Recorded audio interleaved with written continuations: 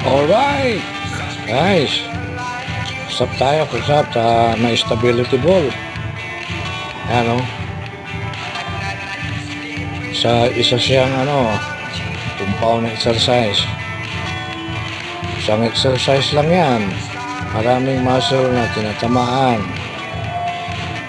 Kaya fit ka na sa workout. Tamaan yung chest, upper pectorals, tricep, core. Ayan. Masarap na exercise yan para sa chest, tricep. Feel na feel mo talaga yung napapap yung mga muscles mo. May nakukuha rin yung mga ibang part ng upper body dyan. Yung front delts, yung core. Yun ang kagandahan dyan sa push-up in stability ball. Yan, sabay muscle flexing. Napakita mo yung improvement ng muscles.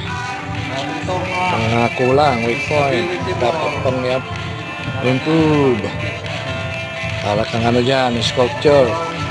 Ikaw ang maguhulma ng mga muscles na gusto mong palakihin. Para ka rin nagbabangko, nag-iipon ka ng muscles. Yan ang katandahan dyan sa natural muscle.